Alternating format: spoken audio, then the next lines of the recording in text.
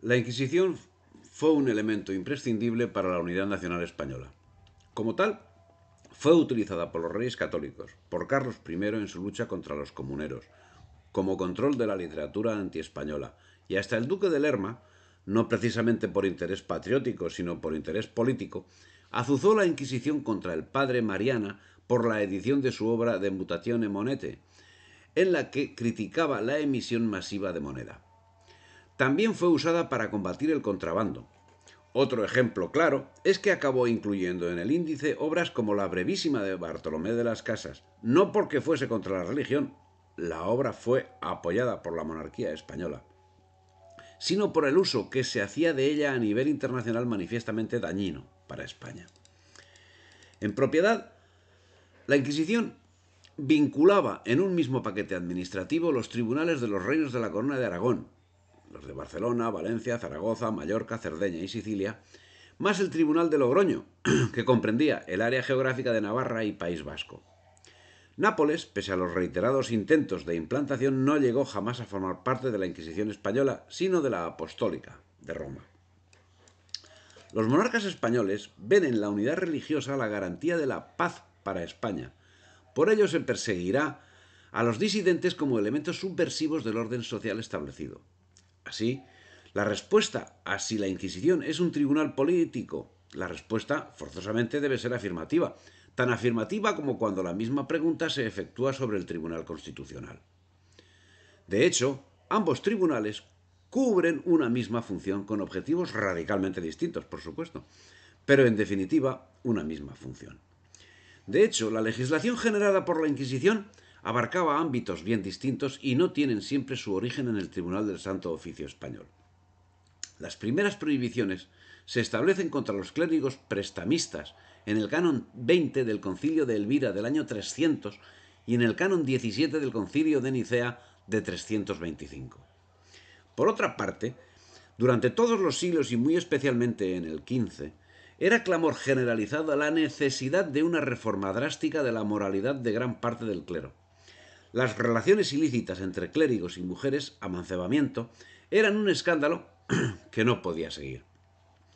Y en ese asunto puso especial empeño la reina Isabel la Católica, desde que tuvo oportunidad de influir, por lo que se propone la reforma de los distintos institutos religiosos y pone a trabajar a sus mejores consejeros y confesores.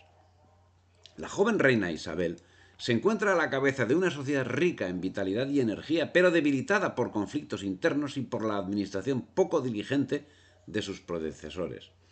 Desde el principio de su reinado convoca a toda la nación a asambleas generales para la elaboración del programa de gobierno y varias veces reúne a las Cortes de Castilla, formadas por los representantes de la nobleza y del clero y por los delegados de las ciudades, a las que pide auxilium y consilium antes de tomar las decisiones más importantes. Gracias a la participación de la nación en la actividad reformadora y al respeto por las libertades regionales y por los fueros, Isabel goza de un amplio consenso que le permite alcanzar en un tiempo breve la pacificación del país. Además, ordena la redacción de un código válido para todo el reino que es publicado en 1484 con el título de Ordenanzas Reales de Castilla. Preside casi semanalmente las sesiones de los tribunales y otorga pública audiencia a quien quiera que lo solicite. Su sentido de la justicia y su clemencia conquistan rápidamente el pueblo. Isabel promociona también los estudios eclesiásticos, fundando numerosas universidades. Primero la de Alcalá, que se convierte en el centro más importante de estudios bíblicos y teológicos del reino, y creando colegios y academias para laicos de ambos sexos que dan a España una clase dirigente bien preparada y una nómina de hombres de vasta cultura y de profunda religiosidad que en los años venideros ofrecerán contribuciones importantes al Renacimiento español, que será ampliamente cristiano, a la Reforma Católica y al Concilio de Trento. Cuando Isabel asciende al trono, la convivencia entre judíos y cristianos está muy deteriorada y el problema de los falsos conversos, según el autorizado historiador de la Iglesia Ludwig von Pastor, era de una dimensión tal que incluso llegaba a cuestionar la existencia o no de la España cristiana. La labor de Isabel así empezó años antes de ser instaurado el Santo Oficio en Castilla, creando un elemento de intelectuales que hiciesen poner en funcionamiento la institución. No estamos hablando de cualquiera, cuando entre las figuras principales encontramos nombres como Cisneros o Alejandro de Utrecht. No estamos hablando de un cualquiera cuando hablamos de un inquisidor, sino por lo general de un hombre con una preparación jurídica y teológica ejemplares. Y es que Isabel, animada por sus confesores, comprendía que era imprescindible una reforma religiosa.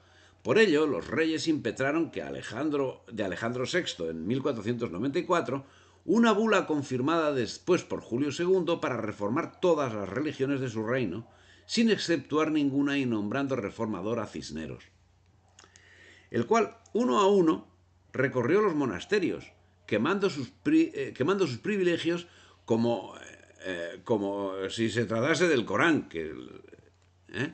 quitándoles sus rentas, heredades y tributos, que aplicó a parroquias, a hospitales y otras obras de utilidad, haciendo trocar a los frailes la estameña por otros paños más burdos y groseros, restableciendo la descalcez y sometiendo todos los franciscanos a la obediencia del comisario general.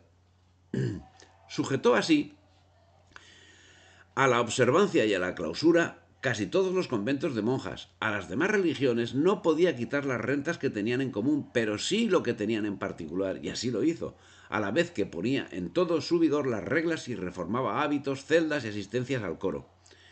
Los dominicos, agustinos y carmelitas no hicieron resistencia, pero sí la hicieron los franciscanos, y más que nadie el general de los claustrales italianos, que vino a España con objeto de impedir la reforma y llegó a hablar con altanería a la misma reina. No sin que un secretario de Aragón, Gonzalo de Cetina, le amenazara con ahorcarlo con la cuerda del hábito. Y aunque Alejandro VI mandó suspender el 9 de noviembre de 1496 la reforma, mejor informada al año siguiente, permitió que continuase y se hizo no solo en Castilla sino en Aragón, venciendo tenaces resistencias, especialmente de los religiosos de Zaragoza y Calatayud. En Castilla, más de 1000 malos religiosos se pasaron a Marruecos para vivir a sus anchas. Los de Salamanca andaban revueltos con malas mujeres, dice el cronicón de don Pedro de Torres, al narrar la expulsión de muchos claustrales en 1505. Libre de esta inmunda levadura, pronto volvió a su prístino vigor la observancia. Lo primero que acometió así Isabel fue la reforma de los institutos religiosos. La Inquisición vendría después, contra la voluntad de la propia reina. No hay ningún motivo objetivo para tachar a los reyes o a la reina Isabel solo de fanatismo religioso, pero ni a uno ni a los dos.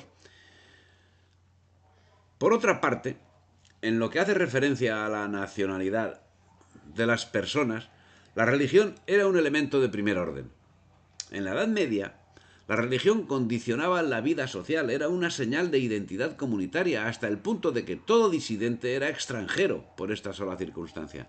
Los reyes se convierten en protectores de esas creencias e impondrán a sus súbditos la religión que profesan.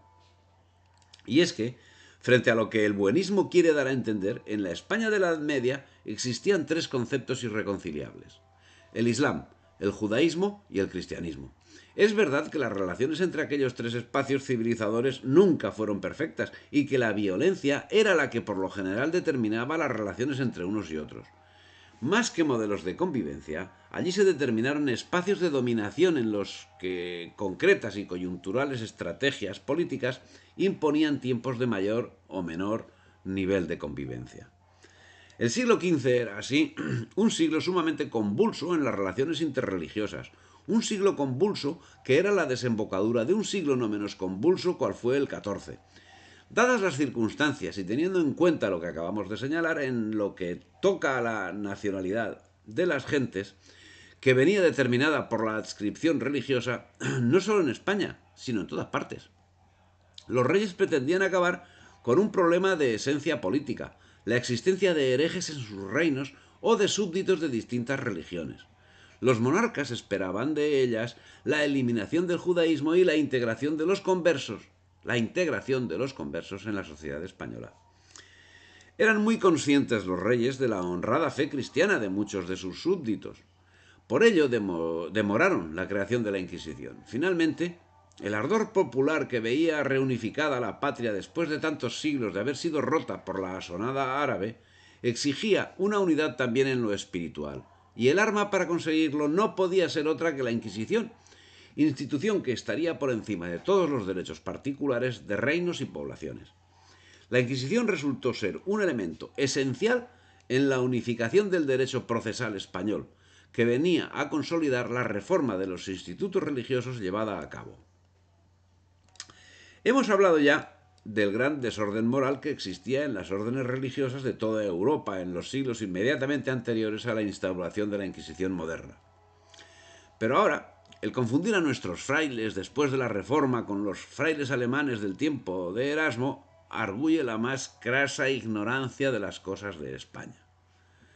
Y es que, cuando Lutero emprende la Reforma, la Reforma, pero dentro de la Iglesia, ya había sido llevada a cabo en España por parte de los reyes católicos.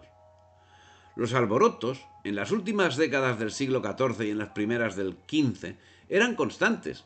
Ya en la segunda mitad del siglo XV se produjeron nuevos alborotos. Los de Toledo en julio y agosto de 1467, cuando 2 judaizantes fueron quemados, provocaron que Enrique IV emprendiese negociaciones para instaurar la Inquisición.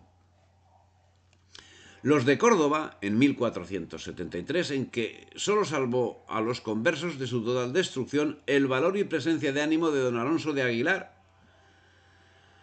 Los de Jaén, donde fue asesinado sacrílegamente el condestable Miguel Lucas de Iranzo. Los de Segovia, de 1474, especie de zalagarra movida por el maestre Juan Pacheco con otros intentos. La avenencia entre cristianos viejos y nuevos se hacía imposible. ¿Quién matara a quién era el problema? No, los años que precedieron el reinado de los reyes católicos no fueron precisamente tranquilos. Alonso de Espina, confesor de Enrique IV, de ascendencia judía, escribió en 1460 un libro dirigido contra los judíos. Pero no fue el único. En 1474 ascendía Isabel al trono. 3 años después, la anarquía reinaba en Sevilla, debido a las luchas entre los bandos del duque de Medina Sidonia y del marqués de Cádiz. También jugaban un papel principal en la difusión del crimen los falsos conversos. No había una herejía. Era una apostasía muy generalizada. Los reyes católicos que llegan a la ciudad en la segunda mitad del año deciden poner remedio y someten a la nobleza levantisca. Y para acabar con el problema de origen religioso, acuden a la solución incoada por Enrique IV. Durante todos estos años, las confrontaciones también doctrinales se prodigaron. Pablo de Santa María, antiguo rabino mayor de Burgos, argumentaba en 1432 a favor del cristianismo, sin fomentar odio alguno contra sus antiguos correligionarios. Bajo los auspicios de Benedicto XIII tuvieron lugar unos importantes debates en 1413 y 1414, a los que asistían miles de personas, en los que teólogos judíos discutían con conversos como Jerónimo de Santa Fe, en ámbito de plena libertad, a resultas de las cuales hubo no pocas conversiones y peticiones de bautismo, rabinos incluidos, lo que fue demoledor para las aljamas. Pablo de Santa María, que fue considerado por los judíos como traidor y apóstata despiadado, configurándose como la figura siniestra que persiguió la religión de sus padres y a su propio pueblo, era para algunos cronistas cristianos hombre sabio y discreto, como hemos visto en Generaciones y Semblanzas de Fernán Pérez de Guzmán, sobrino del canciller Ayala, tío del marqués de Santillana, bisabuelo de Garcilaso, que vivió los tiempos agitados del reinado de Juan II. Es el caso que, ante semejante situación, Fray Alonso de Ojeda, prior de los dominicos, presentó la necesidad de instaurar el Tribunal de la Inquisición en Castilla para cortar los excesos de los falsos conversos, lo que a duras penas fue finalmente concedido por la reina Isabel. El 1 de noviembre de 1478 el Papa promulgó la bula Exigit Sinceras Devotionis Affectus, por la que quedaba instituida la Inquisición para la corona de Castilla. con la peculiaridad añadida de que la Inquisición española se diferenciaba de las demás en que sería controlada por el Estado, quien nombraría a los inquisidores. Los reyes no nombrarían inquisidores hasta 2 años más tarde, eludiendo su instauración mediante la divulgación de un catecismo escrito por el cardenal Mendoza. Y es que en España había 3 grupos religiosos importantes que los reyes católicos querían compaginar, pero que resultó imposible dadas las relaciones que musulmanes y judíos tenían con el turco. La unidad y la seguridad nacionales fueron las causas que motivaron la creación del Santo Oficio. El Santo Oficio fue el símbolo de la etapa en la cual se estableció y desarrolló. La alta religiosidad de la época motivó el surgimiento de una institución que se encargara de la fe, la moral, el mantenimiento del orden público y la paz social. La Inquisición, más allá de cualquier humana desviación de sus objetivos, cumplió ese rol. Fue muy importante para el Estado y para la formación de la unidad nacional española, defendiéndola contra los graves peligros que la amenazaban. En Roma ocupaba el solio pontificio un papa franciscano y sensibilizado con estos problemas, como Sixto IV, que no necesitó que le pidieran la Inquisición, como había sucedido con otros en ocasiones anteriores, pues él mismo, en plena guerra civil castellana, comisionó el 1 de agosto de 1475 a su legado Nicolás Franco con facultades inquisitoriales. La tergiversación de la actuación de los reyes católicos y de la creación de la Inquisición hace que se puedan leer cosas como la que sigue. En 1478 se implantó en España el Tribunal de la Santa Inquisición, siendo nombrado Torquemada como inquisidor general. El objetivo de la Santa Inquisición era reprimir cualquier manifestación contra la fe cristiana, siendo los judíos juzgados y ejecutados por herejía. Los judíos que no quisieron renunciar a su fe mosaica se vieron obligados a abandonar España en 1492. Eso se lee. Esas visiones del asunto, que adolecen de evidente ahistoricidad, afirman que los principales factores que influyeron en la ruptura del ambiente de tolerancia entre las 3 religiones fueron: los predicadores alimentaron la hostilidad, convirtiéndose en odio durante la recesión del siglo XIV. Las monarquías tendieron a la unicidad religiosa para mantener el orden público y la renovación religiosa, que busca mediante la predicación y el proselitismo el retorno al puro cristianismo. Los judíos fueron expulsados de España en el año 1492, decreto formulado por los reyes católicos. Los reyes católicos, forzados por la Iglesia cristiana, y para evitar devolver los préstamos que los judíos les habían dejado para la conquista de Granada, decidieron expulsar de España a los judíos que no se cristianizaran. El número de expulsados oscila entre 100.000 y 160.000 judíos, tomando como destino distintas ciudades europeas y del norte de África. Evidentemente, esta es una afirmación radicalmente antihistórica y en la que son falsos todos los asertos. Primero, no había tolerancia entre las religiones. Segundo, los reyes católicos y antes Enrique IV habían intentado infructuosamente la armonía. Tercero, es falso lo de evitar devolver los préstamos, y cierto que económicamente no fue ventajosa la expulsión. Es falso el número de judíos que abandonaron España. Todo se verá a lo largo del presente trabajo. Al acceder los reyes católicos al trono, vivía en España un número considerable de judíos, que estaba entre la horquilla entre 70.000 y 100.000, asentados en más de 2 centenares de aljamas. La propaganda antiespañola no duda en multiplicar las cifras. Después de la publicación de esta ley salieron de Cataluña, del Reino de Aragón y de Valencia y de las demás provincias sujetas a la dominación de Fernando cerca de 1 millón de judíos, la mayor parte de los cuales murieron miserablemente. Esta expulsión de judíos produjo a los demás reyes católicos una gran alegría. Bueno, esas son cosas que se dicen. Y a ver dónde se dicen, a ver. En el diccionario filosófico, el amigo Voltaire. Bueno,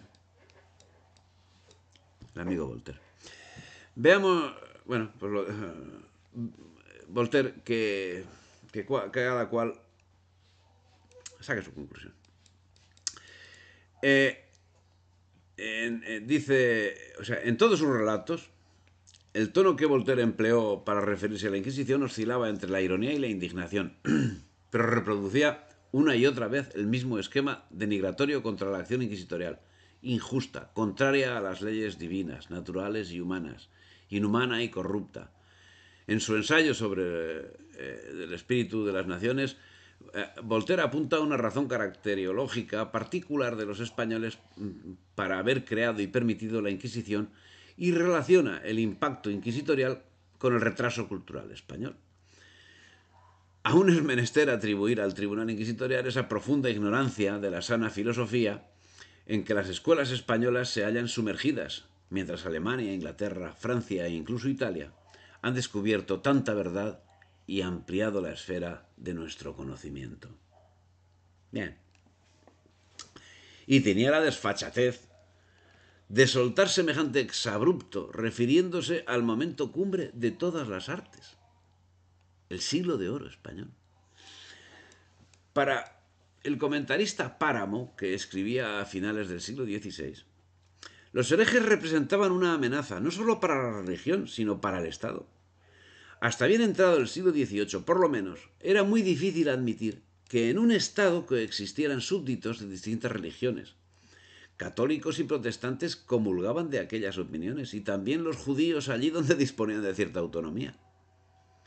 Démonos cuenta que el comentarista con lenguaje propio del momento habla de herejes, no de judíos. Y eso es sencillamente porque la Inquisición no actuó contra los judíos, sino contra los herejes. Y es que no estamos hablando de raza, sino de religión. Es el caso que finalmente había una bula dada por el Papa para instaurar la Inquisición en Castilla. Una bula que daba prerrogativas especiales a la corona.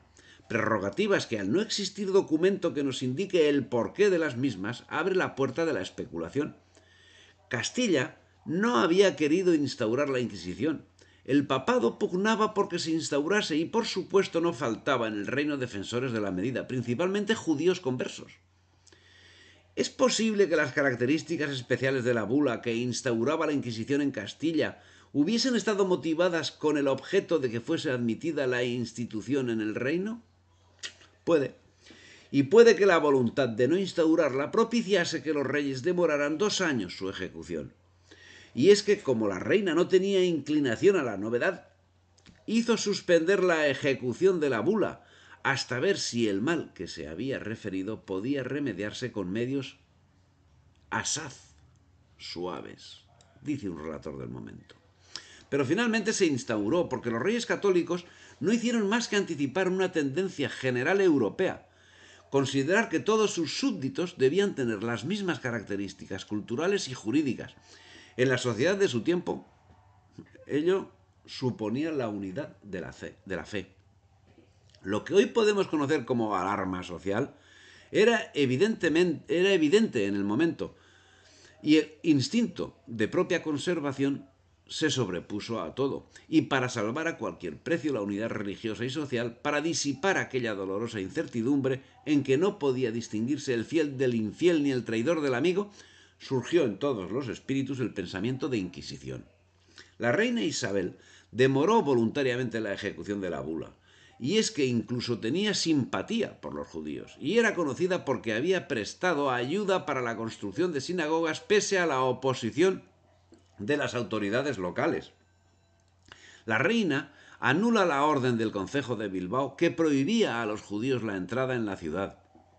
Concede protección regia a la aljama de Sevilla, entre otras cosas. Decididamente la reina no quería instaurar la Inquisición. Pero finalmente, los reyes nombran los primeros inquisidores en Sevilla en 1480. Había colocado en manos de los reyes un poderoso instrumento de represión. Había nacido una Inquisición moderna, diferente de la medieval y diferente a la que actuaba en otros estados europeos. Un tribunal sujeto a una autoridad central y provisto de poderes superiores a todos los privilegios tradicionales. Es de destacar en historiadores como Juan Antonio Llorente que de sus feroces ataques a la Inquisición salva reiteradamente la buena fama de la reina Isabel.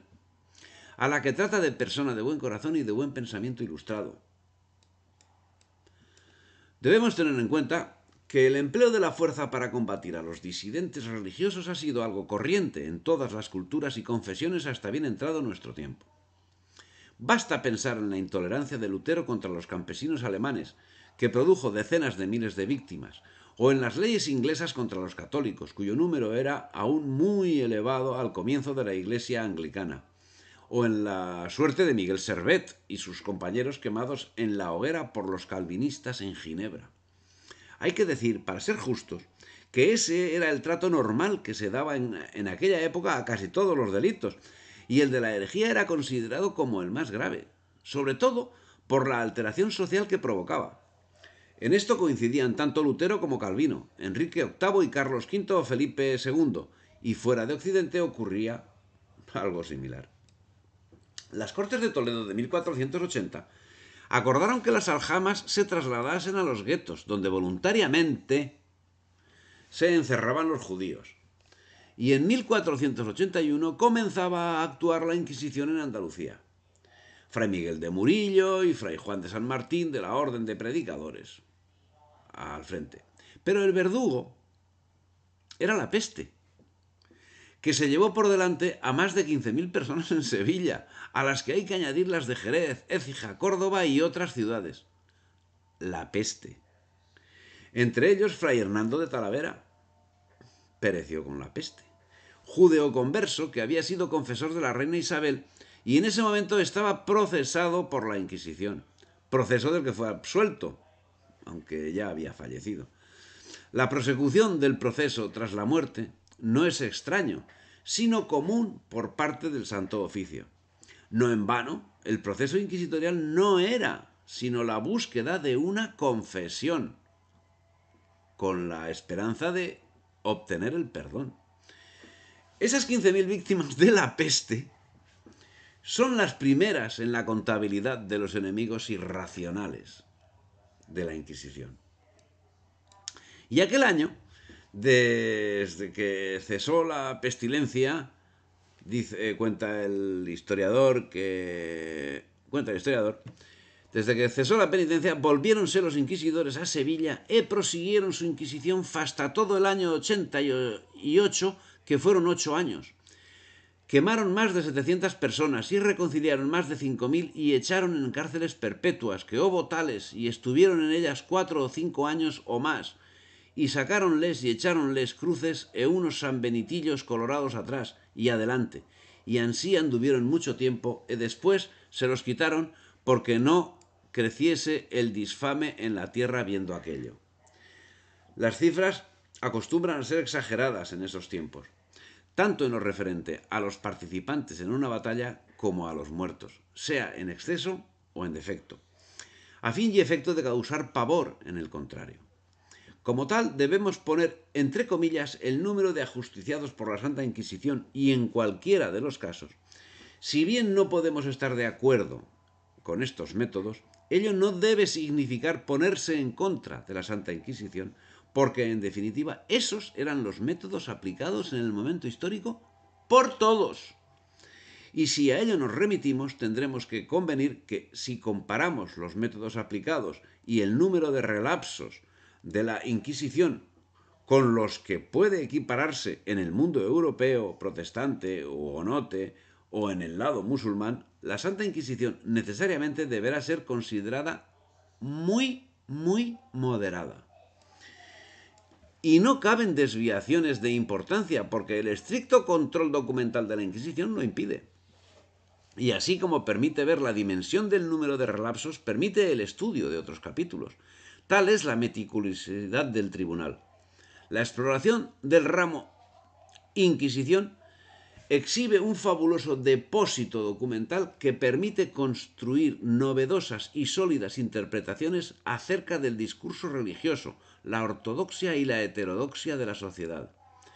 En el mismo capítulo se ubica la sexualidad, las prácticas morales y sexuales, la conducta, las pautas de comportamiento comunes, las mentalidades, los diferentes modelos de principios y de valores cultivados en lo individual y en lo colectivo, todas distinguibles en los grupos etnoculturales.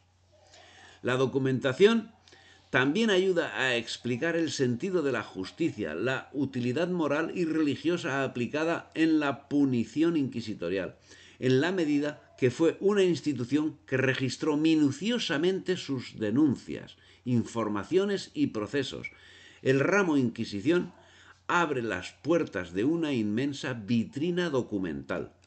Los detalles fácticos que se desprenden de sus legajos favorecen un análisis pormenorizado que muchas veces están ausentes en otras clases de documentación. Esa explicación la podemos encontrar en la geodemografía inquisitorial de la provincia de Yucatán. Ese es un detalle que queda ahí reflejado y conviene citar el lugar. Esa meticulosidad acaba yendo indefectiblemente en beneficio de la institución, para lo bueno y para lo malo. El reino de Granada, en principio, quedaba al margen de la actuación inquisitorial. Al frente de la evangelización del reino de Granada estaba el judeoconverso Fray Hernando de Talavera, santo y sabio varón, confesor de la reina a la que tantos consideran santa. Su máxima, en su función, que tan magistralmente desarrolló, era de un cristiano radical, que le llevaba a afirmar que a la fe se llegaba por libre decisión personal, no por coacción externa, sino por impulso interior de aceptación de la voluntad de Dios, que quiere que el pecador se convierta y viva. Un santo varón con unas ideas dignas de estudio, justas, revolucionarias, cristianas, digno confesor de tan gran ejemplo de virtudes como es Isabel. Querido por todos, los mudéjares le llamaban Santo Alfaquí. Escribía Fray Hernando: los reyes han otros sí de ser constantes y firmes en la ejecución de la justicia y conservación de sus leyes, que ni por miedo, ni por ruego, ni por amor, ni por dinero, ni por ninguna otra pasión ni afección, no se muden, ni excedan, ni fallezcan de lo justo y honesto. Eso lo cuenta en De Logores de San Juan Evangelista, escrita en 1475. Pero no se limitaba a dar consejos genéricos y biensonantes, sino duras reprimendas cuando era necesario, como la que le dio al rey Fernando, que en el futuro debe ser, decía, más devoto de la Iglesia, más solícito de la justicia civil, más allegado al consejo, más constante y verdadero en toda contratación y promesa, más fiel a la palabra empeñada y a lo firmado, más benigno y agradecido a servidores y criados, muy quito de todos los juegos, asesorado de buenos varones y activo mucho más en el amor y acatamiento que a la excelente y muy digna compañera es debido. No se mordió la lengua con el todopoderoso Fernando. Un confesor como Fray Hernando debió influir sobremanera en la reina Isabel de cara a las funciones de la Inquisición.